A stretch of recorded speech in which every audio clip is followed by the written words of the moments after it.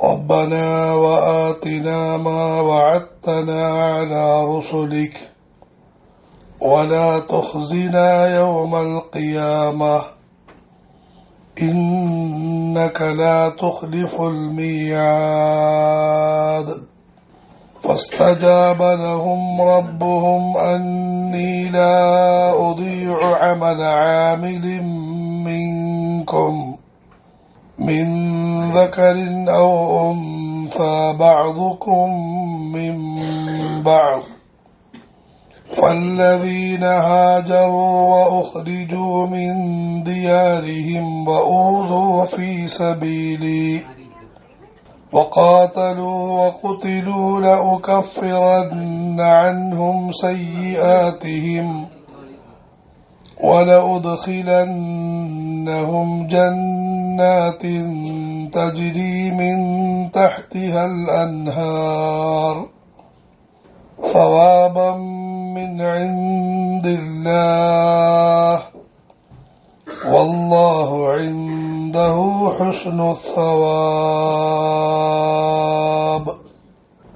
ربنا രക്ഷിതാവായ അല്ലാഹുവേ, വആതിന ഞങ്ങൾക്ക് നൽകുകയും ചെയ്യണമേ മാ വഅദ്തന അലാ റുസുലിക് നിന്റെ ദൂതന്മാരിലൂടെ ഞങ്ങളോട് വാഗ്ദാനം ചെയ്ത അനുഗ്രഹങ്ങൾ നൽകണമേ.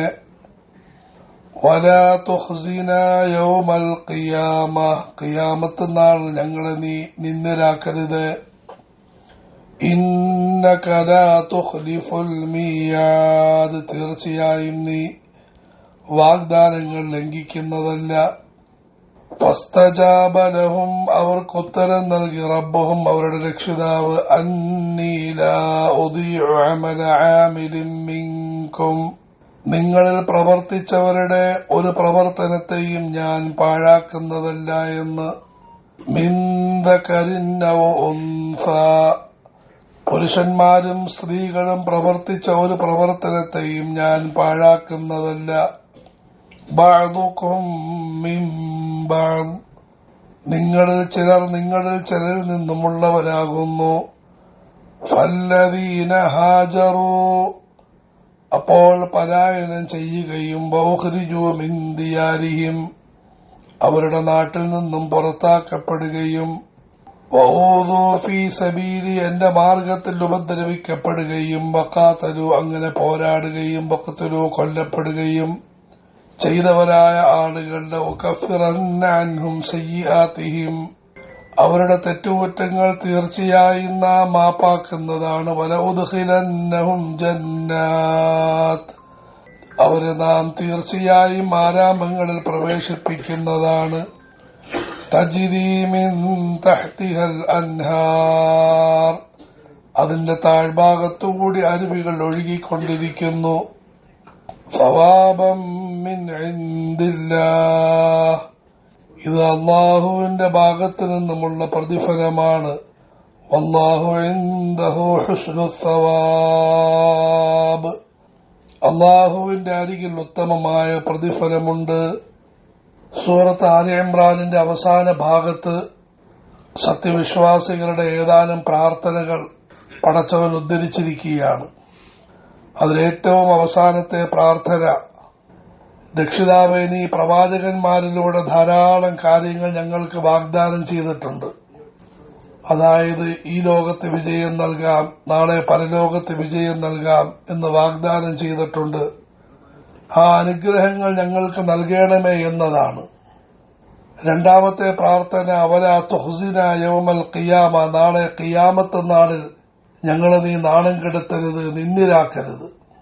ഈ ലോകത്ത് നിന്നത് തന്നെ വളരെയധികം അസഹനീയമാണ്, നമുക്ക് പ്രയാസമുണ്ടാക്കുന്നതാണ്. നാളെ പരലോകത്തിൽ പടച്ചവൻ കാത്തുരക്ഷിക്കുമാറാകട്ടെ. ഒരു ഭാഗത്ത് അള്ളാഹുവിന്റെ സമക്ഷം, മറുഭാഗത്ത് ആദം നബി അലൈഹിസ്സലാം മുതൽ ലോകാവസാനം വരെയുള്ള മുഴുവൻ ജനങ്ങളുടെയും ഇടയിൽ വെച്ച് നീ നരകവാസി എന്ന് പറയുന്നത് അങ്ങേയറ്റം ഭയാനകമായിരിക്കും. ഞങ്ങളെ നീ നാളെ പരലോകത്തിൽ നിന്ദിക്കരുത് എന്ന പ്രാർത്ഥനയാണ്. കൂട്ടത്തിൽ പറയുന്നു, അള്ളാഹുവെ നീ വാഗ്ദാനങ്ങളൊന്നും ലംഘിക്കുന്നതല്ല, അതുകൊണ്ട് നീ ചെയ്ത വാഗ്ദാനങ്ങൾ നീ പൂർത്തീകരിക്കണം. ഇതാണ് അവസാനത്തെ പ്രാർത്ഥന. ഇതിനുള്ള പടച്ചവന്റെ മറുപടിയാണ് രണ്ടാമത്തെ ആയത്ത്. ഒരു പ്രധാനപ്പെട്ട സന്ദേശവുമാണ് നമുക്ക് പരിശുദ്ധമായ മക്കയിൽ നിന്ന് മടങ്ങുന്ന സമയത്തുള്ള ഒരു പ്രധാന സന്ദേശം കൂടിയാണ് ഈ ആയത്ത്. فاستجاب لهم ربهم أني لا أضيع عمل عامل منكم. നിങ്ങളുടെ രക്ഷിതാവ് നിങ്ങൾക്ക് നിങ്ങളുടെ പ്രാർത്ഥന സ്വീകരിച്ചിരിക്കുന്നു. നിങ്ങളുടെ ഒരു പ്രാർത്ഥനയും നാം തള്ളുന്നതല്ല. പക്ഷെ ഒരു നിബന്ധനയുണ്ട്, ആ പ്രാർത്ഥനയോടൊപ്പം ചില പരിശ്രമങ്ങളും വേണം. ഒരു മനുഷ്യൻ പ്രാർത്ഥിക്കുന്നു, എനിക്ക് സ്വാലിഹായ സന്താനം വേണം, പക്ഷേ വിവാഹം കഴിക്കാൻ തയ്യാറല്ല. എങ്ങനെയാണ് സന്താനങ്ങൾ ലഭിക്കുക? ഒരാൾ ഡൽഹിയിലേക്കുള്ള ട്രെയിനിൽ കയറിയിരിക്കുന്നു, എന്നിട്ട് അദ്ദേഹം പ്രാർത്ഥിക്കുന്നു, പടച്ചവനെ എന്നെ നീ കന്യാകുമാരിയിൽ എത്തിക്കണം. പടച്ചവന് കഴിവുണ്ടെങ്കിലും പക്ഷേ അള്ളാഹുവിന്റെ സാധാരണ നടപടിക്രമം ഏതൊരു മനുഷ്യൻ നന്നായി പരിശ്രമിക്കുമോ അവർക്ക് ഫലം നൽകുമെന്നുള്ളതാണ്. അതുകൊണ്ട് നിങ്ങൾക്ക് ഈ പ്രാർത്ഥന തീർച്ചയായും സ്വീകരിക്കും. നിങ്ങൾ ചില കാര്യങ്ങൾ പ്രവർത്തിക്കുകയും വേണം. ഈ പ്രാർത്ഥനയ്ക്കനുസരിച്ച് നിങ്ങൾ പ്രവർത്തിക്കുകയും വേണം. ഇഹലോകത്ത് വിജയം വേണമോ അതിനനുസരിച്ച് നിങ്ങൾ പ്രവർത്തിക്കണം. പരലോകത്ത് വിജയം വേണമോ അതിനനുസരിച്ച് പ്രവർത്തിക്കണം. നാളെ നിന്ദിലാകരുതെന്നുണ്ടോ അതിനനുസരിച്ച് നിങ്ങൾ പ്രവർത്തിക്കണം. മിന്ദകരിൻ ഔ ഉൻസ, ആണാകട്ടെ പെണ്ണാകട്ടെ ആരും പ്രവർത്തിക്കുന്ന പ്രവർത്തനത്തെ നാം തള്ളുന്നതല്ല.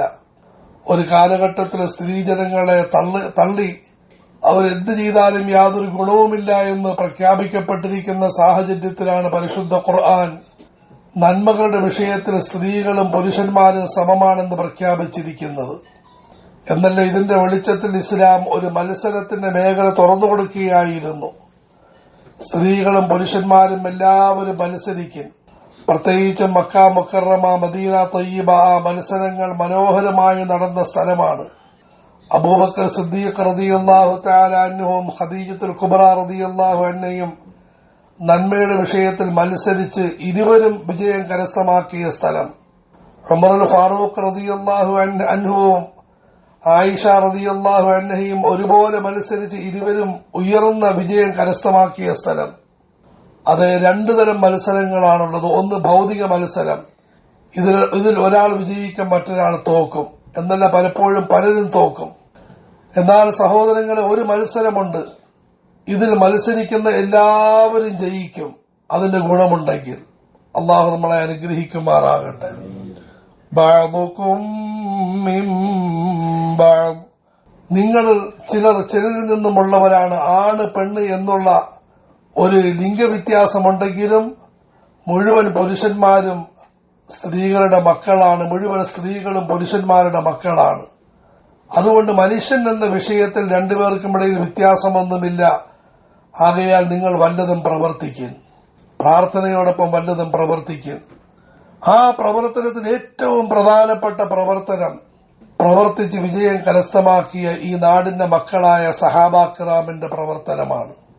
അള്ളാഹു ആ സഹാബാക്കളെ വർണ്ണിക്കുന്നു. ഈ നാട്ടിൽ ജനിച്ച് വളർന്ന് ലോകത്ത് മാതൃക കാണിച്ച മഹാന്മാർ. ആദരവായ റസൂലുള്ളാഹി സല്ലല്ലാഹു അലൈഹി വസല്ലം പറഞ്ഞ ആരെങ്കിലും അനുകരിക്കാൻ ആഗ്രഹിക്കുന്നെങ്കിൽ മരണപ്പെട്ടവരെ അനുകരിച്ചുകൊള്ളട്ടെ. കാരണം ജീവിച്ചിരിക്കുന്നവർ അപകടത്തിൽപ്പെടാൻ സാധ്യതയുണ്ട്. അള്ളാഹു നമ്മെ കാക്കുമാറാകട്ടെ.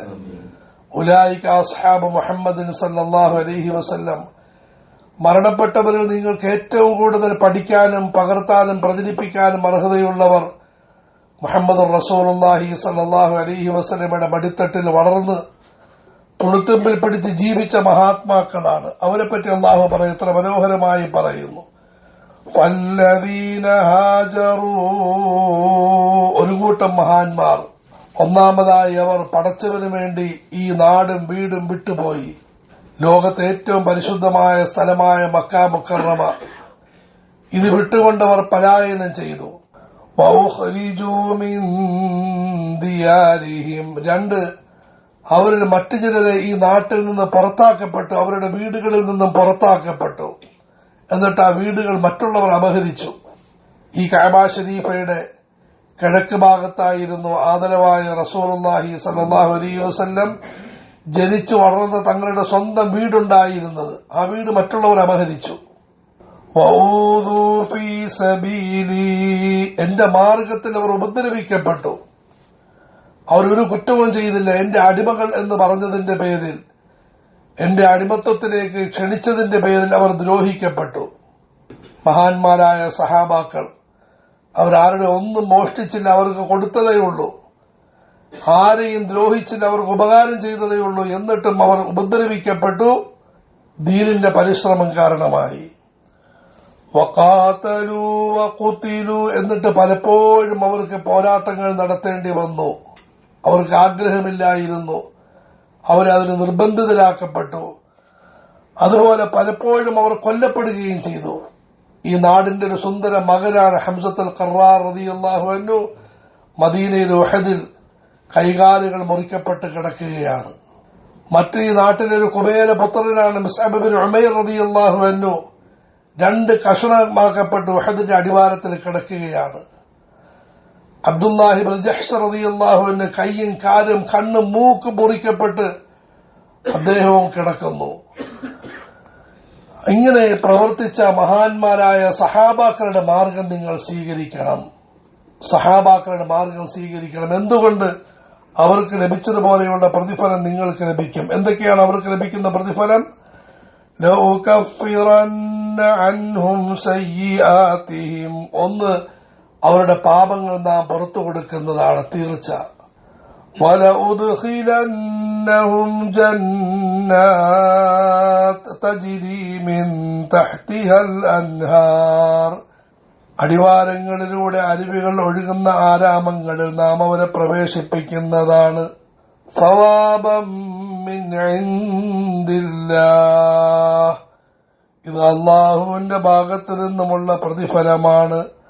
വല്ലാഹു ഇൻദഹു ഹുസ്നുസ് സവാബ്, പടച്ചവന്റെ അരികിൽ സുന്ദരമായ പ്രതിഫലമുണ്ട്. ആകയാൽ നിങ്ങൾ സഹാബാക്കളെ പിൻപറ്റുക. അവർ ത്യാഗം ചെയ്ത അത്രയും നിങ്ങൾക്ക് ത്യാഗം ചെയ്യാൻ സാധിക്കുകയില്ലെങ്കിലും ആ മഹാന്മാരുടെ മാർഗം സ്വീകരിച്ച് കഴിവിന്റെ പരമാവധി ദീനിന്റെ മാർഗത്തിൽ പരിശ്രമിക്കുക. ഇതാണ് മക്കയുടെ സന്ദേശം, മദീനയുടെ സന്ദേശം. അള്ളാഹു നമുക്ക് സ്വീകരിക്കാനും ഉൾക്കൊള്ളാനും അങ്ങനെ നമ്മുടെ പ്രാർത്ഥനകൾ സ്വീകരിക്കപ്പെട്ടവരുടെ കൂട്ടത്തിൽ പെടാനും തൗഫീഖ് നൽകുമാറാകട്ടെ.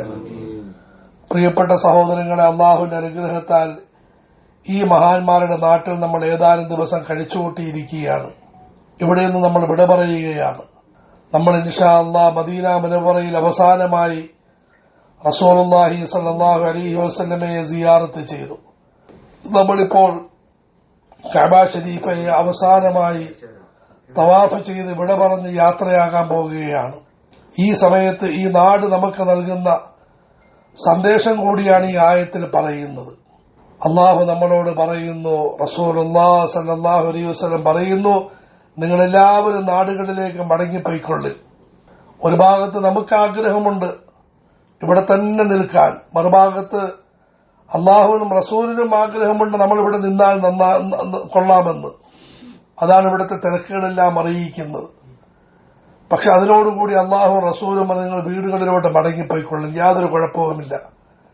നിങ്ങൾ നിങ്ങളുടെ ജോലികളിൽ, നിങ്ങളുടെ വ്യവഹാരങ്ങളിൽ, അനുവദനീയമായ മേഖലകളിൽ കാര്യമായി പരിശ്രമിച്ചുകൊള്ളിൻ. പക്ഷെ അതിനോടുകൂടി ഒരു കാര്യം ഓർക്കണം, നിങ്ങൾ ഈ നാട്ടുകാരായ മുഹമ്മദ് റസൂലുള്ളാഹി സ്വല്ലല്ലാഹു അലൈഹി വസല്ലം മഹാന്മാരായ സഹാബാക്കളുടെ മാർഗത്തെ സ്വീകരിക്കണം. അതായത് ദീനിന്റെ മാർഗത്തിൽ പരിശ്രമിക്കണം. ഞാൻ ഇന്നലെ തായിഫിലേക്ക് പോയ സമയത്തും പറഞ്ഞായിരുന്നു, ഇല്ലാത്ത സഹോദരങ്ങൾ കേൾക്കുന്നതിന് വേണ്ടി പറയുകയാണ്. ഈ മണ്ണ് നൽകുന്നൊരു സന്ദേശമുണ്ട്. നാം ഓരോരുത്തരും നമ്മളെപ്പറ്റിയും കുറഞ്ഞ പക്ഷം നമ്മുടെ വീടിനെ പറ്റിയും ചിന്തിക്കുന്നവരാകണം. പ്രത്യേകിച്ച് നമ്മുടെ നാടിന്റെ അവസ്ഥകളെ കുറിച്ച് ഉണരണം സഹോദരങ്ങളെ. മക്ക മുക്കർറമയിലും മദീനയിലും ആൾക്കാരുടെ ബാഹുല്യം കണ്ട് നമുക്കൊരു തെറ്റിദ്ധാരണ ഉണ്ടാകാൻ സാധ്യതയുണ്ട്. ആ ലോകം മുഴുവനും ഇസ്ലാമങ്ങ് തള്ളിക്കയറുകയാണ്. എന്താ മുസ്ലിം എത്രമാത്രം ആൾക്കാരാണെന്ന് നോക്കി. ഇത് ചിത്രത്തിന്റെ ഒരു ഭാഗം. പക്ഷെ ഒരു മറുഭാഗമുണ്ട്. നമ്മളെ വീടുകളിൽ നിന്നും ആളുകൾ മുർത്തദ്ദായിക്കൊണ്ടിരിക്കുകയാണ്. ഹാജിമാരുടെ മക്കൾ, ആലിമീങ്ങളുടെ കുടുംബത്തിൽ നിന്നും ആളുകൾ ദീനിൽ നിന്ന് പോകുന്ന വളരെ വേദനാജനകമായ ഒരവസ്ഥാവിശേഷമാണുള്ളത്. ഇവിടെ നമ്മുടെ മുമ്പിൽ 3 വഴിയാ ഉള്ളത്. ഒന്ന്, നമ്മളവരെ പ്രാകുക, ശപിക്കുക, തള്ളിക്കളയുക. ഒരിക്കലും ശരിയല്ല. 2, നമ്മൾ ഒന്നും ചെയ്യാതെ ഇരിക്കുക. ആൾക്കാർ കാണിക്കുന്നത് കാണിക്കട്ടെ, ഇതും വിഡ്ഢിത്തരമാണ്. 3, നമ്മളുടെ കഴിവിൽപ്പെട്ട പരിശ്രമം നമ്മൾ ചെയ്യുക.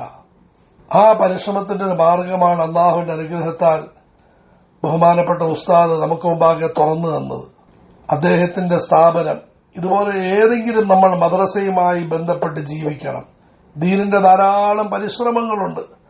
പക്ഷെ അതിൽ ഏറ്റവും ലളിതമായൊരു പരിശ്രമമാണ് നമ്മൾ ഒരു മദ്രസയുമായി ബന്ധപ്പെട്ട് ജീവിക്കുന്നത്. ആദരവായ റസൂലുള്ളാഹി സ്വല്ലല്ലാഹു അലൈഹി വസല്ലം മക്കയിൽ പ്രബോധനം ആരംഭിച്ചത് സഫാ മലയിൽ നിന്നും ഇറങ്ങുന്ന സ്ഥലത്ത് ഉള്ള ദാറുൽ അർഖം എന്ന മദ്രസ കേന്ദ്രീകരിച്ചാണ്. മദീനയിൽ റസൂലുള്ളാഹി സ്വല്ലല്ലാഹു അലൈഹി വസല്ലം പ്രവർത്തിച്ചത് മസ്ജിദ് നബവിയിൽ തങ്ങളുടെ ഇരിപ്പിടം, തങ്ങളുടെ മിമ്പറിന് നേരെ മുമ്പിലുണ്ടായിരുന്ന സുഫ എന്ന് പറയുന്ന മദ്രസ കേന്ദ്രീകരിച്ചാണ്. ഉസ്താദിനെ തുറന്നു പറഞ്ഞു, എനിക്ക് സ്വന്തമായിട്ട് നടത്താൻ ആഗ്രഹമുണ്ട്. പക്ഷെ അല്ലാഹു തആല മദ്രസകളെ സംവിധാനം ചെയ്തിരിക്കുന്നത് സമുദായം മുഴുവനും ബന്ധപ്പെടണമെന്ന നിലയിലാണ്. ഒരു വ്യക്തി സ്ഥാപനം നടത്തുന്ന ശൈലിയെ പണ്ഡിതന്മാർ അനുകൂലിക്കുന്നില്ല. കാരണം അവർ മരിച്ചാലെല്ലാം തീരും. ഡൽഹിയിൽ മാത്രം 35,000-ൽ പരം മദ്രസകൾ ഉണ്ടായിരുന്നു മുഗൾ ഭരണ സമയത്ത്. 35,000-ൽ പരം മദ്രസകൾ. കുത്തബ് മീനാർ അവിടെ ഇന്ന് എഴുതിയിട്ടുണ്ട്. അറബിക് കോളേജ് വലിയ യൂണിവേഴ്സിറ്റി ആയിരുന്നു. പക്ഷെ ആ ഭരണം പോയി, അതിനോടുകൂടി മദ്രസയും ഇല്ലാതായി. മദ്രസ നിലനിൽക്കണമെങ്കിൽ സമുദായം മുഴുവനും ബന്ധപ്പെടണം. മറിച്ച് പറഞ്ഞാൽ സമുദായത്തിന് നിലനിൽക്കണമെങ്കിൽ സമുദായം മുഴുവനും അതുമായി ബന്ധപ്പെടണം. അതുകൊണ്ട് നിങ്ങൾ ഓരോരുത്തരും ആ സ്ഥാപനവുമായി ബന്ധപ്പെടാനല്ലേ വിനീതിന്റെ അഭിപ്രായം. നിങ്ങളുമായി ബന്ധപ്പെട്ട ഓരോരുത്തരെയും ബന്ധിപ്പിക്കണം. അതിന് നമ്മൾ 3 പരിശ്രമങ്ങൾ നമ്മൾ ചെയ്യണം. ഒന്നാമതായി നമ്മൾ ഈ മദ്രസ അതുപോലെ തന്നെ എല്ലാ നല്ല മദ്രസകൾക്ക് വേണ്ടി അല്ലാഹുവോട് കാര്യമായി ദുആ ചെയ്യണം. 5 പൈസ പോലും ചെലവില്ലാത്ത കാര്യമാണ്. ദുആ ചെയ്യണം, അല്ലാഹുവേ നീ മദ്രസകളെ നിലനിർത്തണം, വളർത്തണം, ഉയർത്തണം, ദുആ ചെയ്യണം. രണ്ടാമതായി നമ്മളെ കൊണ്ട് ചെയ്യാൻ പറ്റുന്ന സേവനങ്ങൾ, സഹായങ്ങൾ ചെയ്യണം. നമ്മൾ കല്യാണം നടത്തുന്നു, എത്രയോ ലക്ഷങ്ങളാണ് നമ്മൾ മുടക്കുന്നത്. അതിൽ കുറഞ്ഞ പൈസ നമ്മൾ മദ്രസയ്ക്ക് നമ്മൾ കൊടുക്കും, വിദ്യാർത്ഥികൾക്ക്. അതുപോലെ നമ്മൾ വീടുകൾ വെക്കുന്നു, ഒരു വീട് നമ്മൾ ഒരു മുറിയുടെ പൈസ മദ്രസയ്ക്ക് നമ്മൾ കൊടുക്കും. മൂന്നാമത്തെ കാര്യം, അതും വളരെ എളുപ്പമുള്ളത് പക്ഷെ ആത്മാർത്ഥമായി ചെയ്ത വലിയ ഫലമുള്ളത്, നമ്മൾ ആളുകളോട് ശുപാർശ ചെയ്യും. നമ്മൾ ജനങ്ങളോട് ആരെങ്കിലും നമ്മുടെ കുടുംബത്തിൽ ആരെങ്കിലും വീട് വെക്കുന്നു, അൽഹംദുലില്ലാഹ് അല്ലാഹു ബർക്കത്തിലാക്കട്ടെ മോനെ, ഒരു വീട് ആദരവായ റസൂലുള്ളാഹി സ്വല്ലല്ലാഹു അലൈഹി വസല്ലമയുടെ അതിഥികളായ ഖുർആൻ പഠിതാക്കൾക്ക് വേണ്ടി ഇത് കൊടുക്കും. ഒരു പണ്ഡിതൻ പറഞ്ഞ വാക്കാണ്, നമ്മളുടെ വീടുകളിൽ ഇന്ന് ഉപയോഗിക്കാത്ത ഒരു മുറിയുടെ പൈസ ഒരു മദ്രസയ്ക്ക് കൊടുത്തിരുന്നുവെങ്കിൽ 15 കുട്ടികൾ അവിടെ സ്വസ്ഥമായിട്ട് കിടന്നുറങ്ങുന്നത് കാണാമായിരുന്നു. അല്ലാഹു നമുക്ക് മദ്രസകളിൽ പോകാൻ തൗഫീഖ് നൽകുമാറാകട്ടെ. കുട്ടികൾ ഓതി തളർന്ന് കിടന്നുറങ്ങുന്ന രംഗം വളരെ മനോഹരമായ രംഗമാണ്. പക്ഷേ ചില സ്ഥലങ്ങളിൽ കാഴ്ച വളരെ ദയനീയമാണ്. അവർക്ക് കിടക്കാനുള്ള വിരിപ്പ് പോലുമില്ല. അടിയിൽ നമ്മുടെ വീടുകളിൽ എല്ലാം നല്ല ക്രമമുണ്ട്. പക്ഷെ ആദരവായ റസൂലിന്റെ അതിഥികൾക്ക് മര്യാദയ്ക്കുള്ള വിരിപ്പോ അല്ലെങ്കിൽ മഴയത്ത് നിന്നും വെയിലിൽ നിന്നുള്ള രക്ഷ പോലുമില്ല. അതുകൊണ്ട് നമ്മുടെ വീടുകളിൽ ഒരു മുറിയുടെ പൈസ നമ്മൾ മദ്രസയ്ക്ക് കൊടുക്കും. ഉസ്താദ് പറഞ്ഞ കെട്ടിടം സുഖമായി പൂർത്തിയാകും. നമ്മൾ ഈ 3 പരിശ്രമം ചെയ്ത് നമ്മൾ അല്ലാഹുവോട് ദുആ ചെയ്യും, നമ്മളെ കൊണ്ട് പറ്റുന്നത് ചെയ്യും, മറ്റുള്ള സഹോദരങ്ങളോട് ശുപാർശ ചെയ്യും. ഈ കെട്ടിടം വളരെ പെട്ടെന്ന് നിർമ്മിക്കപ്പെടും. എന്നിട്ട് അല്ലാഹു നമുക്ക് കാണാൻ തൗഫീഖ് നൽകുമാറാകട്ടെ. അവിടെ കുട്ടികൾ നിന്ന് ഖുർആൻ ഓതുകയാണ്. ഖാല റസൂലുള്ളാഹി സ്വല്ലല്ലാഹു അലൈഹി വസല്ലം എന്നീ വചനങ്ങൾ പാരായണം ചെയ്യുകയാണ്. ബുഖാരിയും മുസ്ലിമും പഠിപ്പിക്കപ്പെടുകയാണ്. ഒരു മദ്രസയുമായി ബന്ധപ്പെട്ട ആളായതുകൊണ്ടുകൂടി തന്നെയാണ് ഇതിന് വേദന പൂർണ്ണമായി ഉൾക്കൊണ്ട് ഞാൻ പറയുന്നത്. അതുകൊണ്ട് എനിക്ക് യാതൊരു മടിയുമില്ല ശുപാർശ ചെയ്യാൻ വേണ്ടി.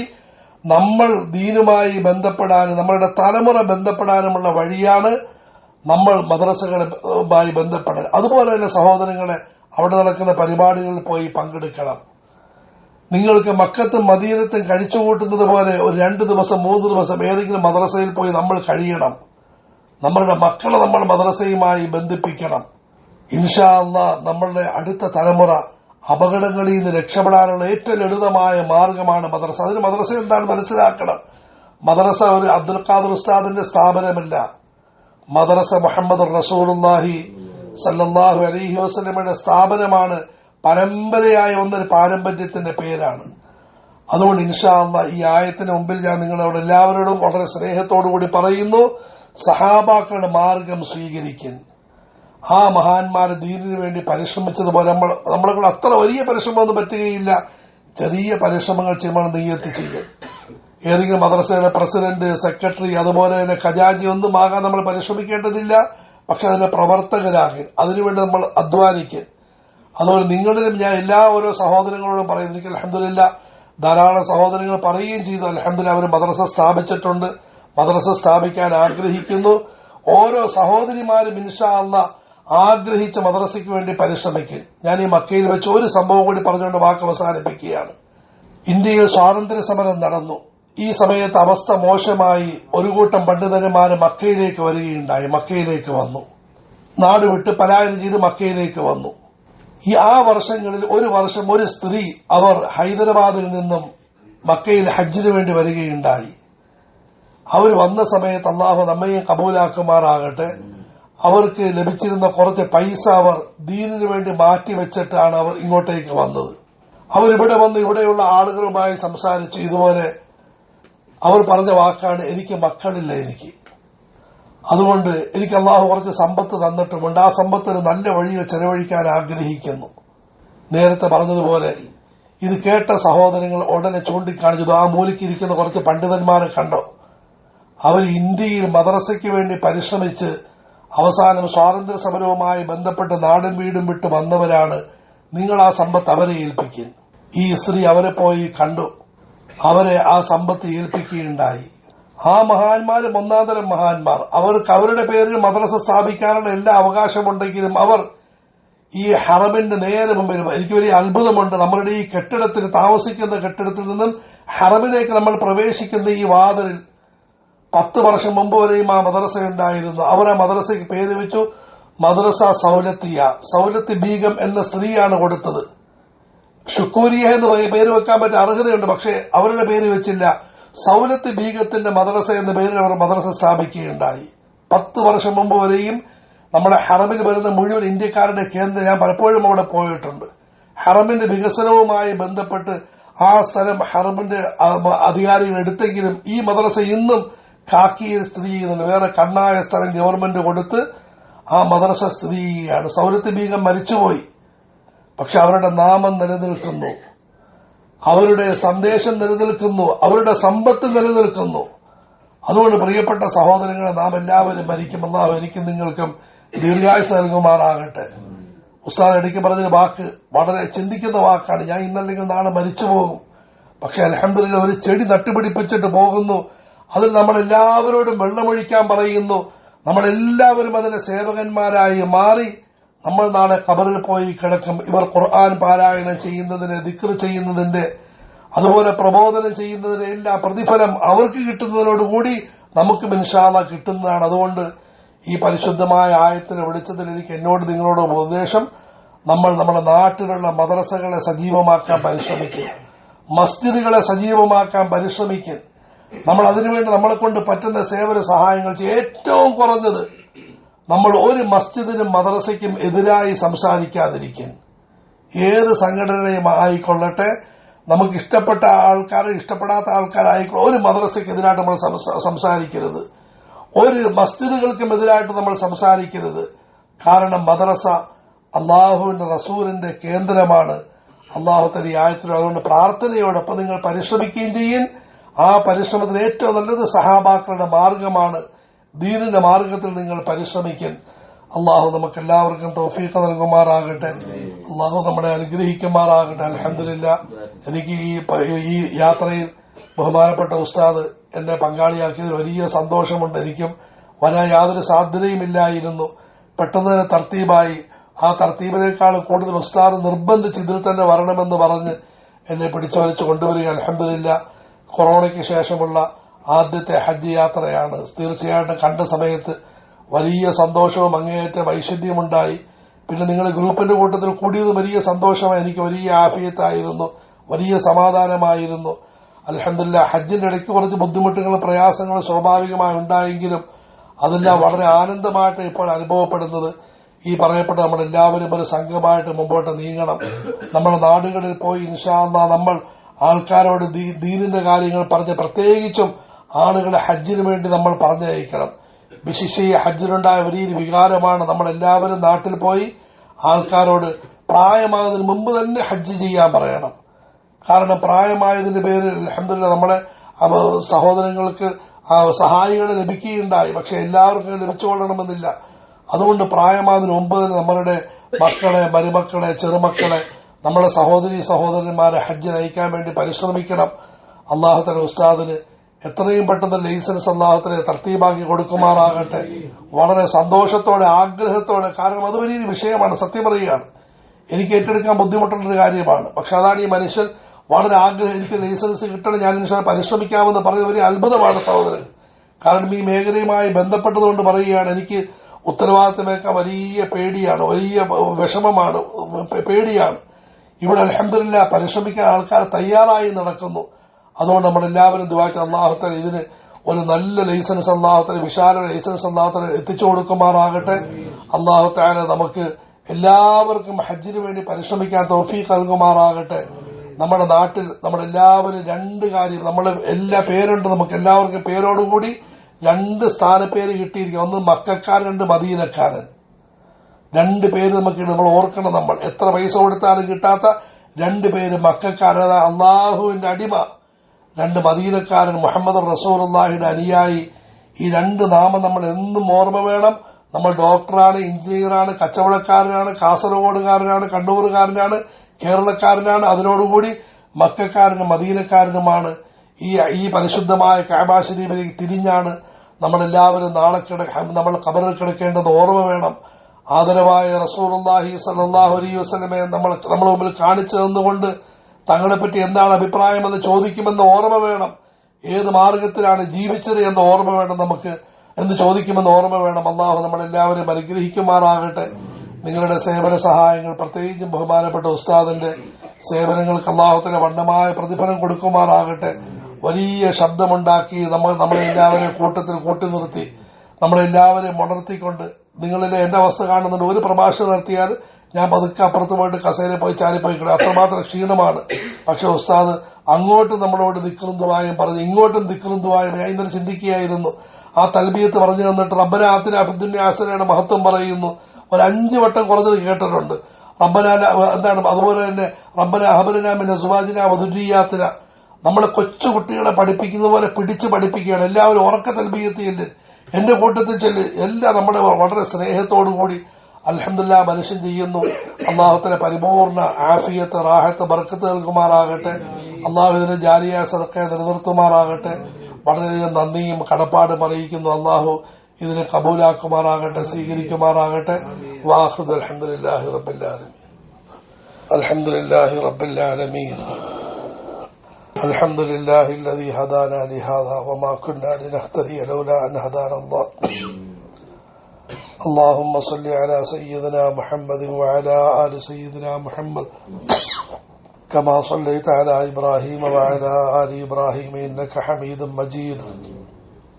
റഹ്മാനായ അല്ലാഹുവേ, നിന്റെ വലിയ അനുഗ്രഹം കൊണ്ട് മാത്രം, നിന്റെ ഔദാര്യവും കൃപയും കൊണ്ട് മാത്രം ഞങ്ങൾക്ക് നിന്റെ ദീനിന്റെ മാർഗത്തിൽ പുറപ്പെടാൻ സാധിച്ചു. അല്ലാഹുവേ, അങ്ങനെ ഞങ്ങൾ മദീനയിൽ വന്നു, ശേഷം മക്കയിൽ വന്നു, പരിശുദ്ധമായ ഹജ്ജുമായി ബന്ധപ്പെട്ടു.